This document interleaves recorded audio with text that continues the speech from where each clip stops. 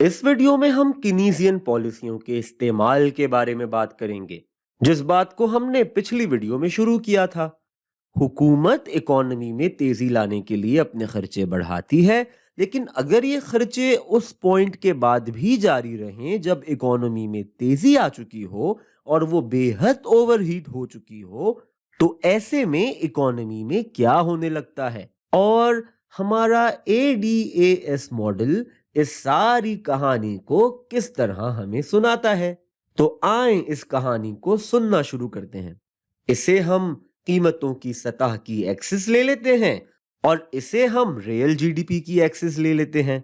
अब हम अमेरिका के 1964 और 65 के दौर में चले जाते हैं और हम कहते हैं कि अमेरिका अपनी पायदार पैदावार यानी पूरी सलाहियत पर काम कर रहा है। जब हम कहते हैं कि पायदार, तो उससे हमारी मुराद ये होती है कि तवील मुद्दत में यानी लॉन्ग रन में इकोनॉमी अपनी पूरी सलाहियत पर तो काम कर रही है, लेकिन लोगों को, कारखानों को, मशीनों को जरूरी आराम भी मिल रहा है। तो इस तरह अमेरिका ये पैदावार कर सकता है जिसे हम पायदार पैदावार कह रहे हैं। अब किताबी बात यह है कि अगर लोग सोना छोड़ दें या आराम करना छोड़ दें, कारखानों को बिल्कुल रोका ही ना जाए, तो किताबी तारीफ ये कहती है कि मुल्क इस पायदार पैदावार यानी अपनी फितरी या नेचुरल पैदावार से भी ज्यादा प्रोडक्शन कर सकता है। इसे हम किताबी मैक्सिमम कहेंगे और ये शॉर्ट रन नहीं बल्कि लॉन्ग रन मैक्सिमम होगा। तो 1964 और 65 में हम यहां कहीं होंगे।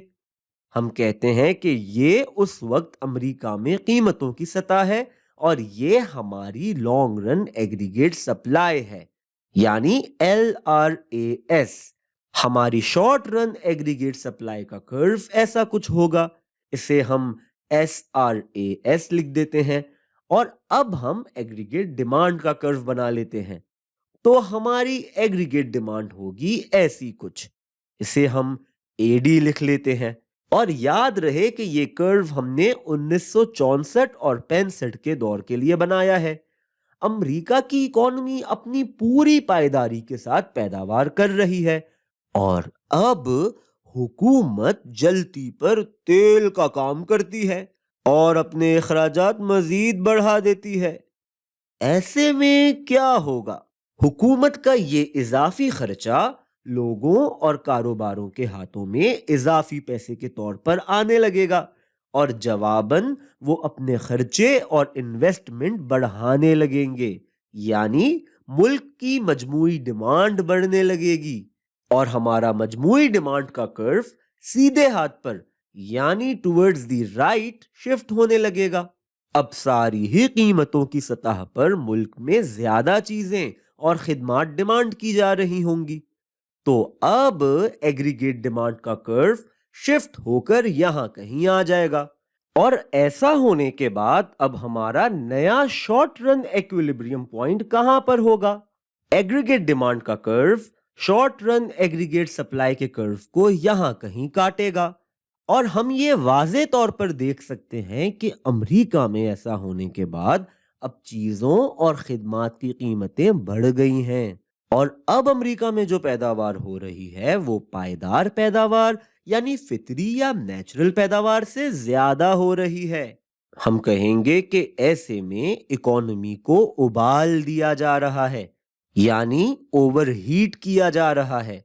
अब अगर हम अमरीकी मईशत के 1966 और 1967 के शुमारियात को देखें, तो हम देखेंगे कि उन सालों में मुल्क में बेरोजगारी का नंबर इतना नीचे चला गया था कि मुल्क में बेरोजगारी बराए नाम रह गई थी, यानी कि ये नंबर तकरीबन 3% की हैरान कर देने वाली कम तरीन सतह तक आ गया था।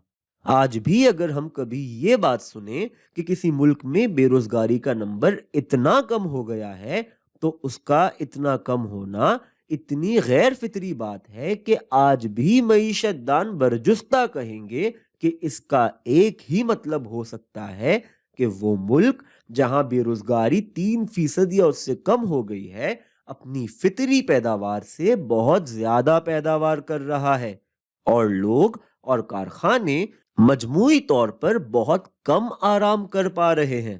ہمارا ماڈل ہمیں یہ بتا رہا ہے کہ چاہے یہ خطرناک ہی کیوں نہ ہو، لیکن ایسا ہو ضرور سکتا ہے کہ حکومت اکانومی کو ابال دیتی چلی جائے اور اوور ہیٹ کرتی چلی جائے، لیکن اس کا خمیازہ اکانومی کو بھگتنا ہی ہوگا۔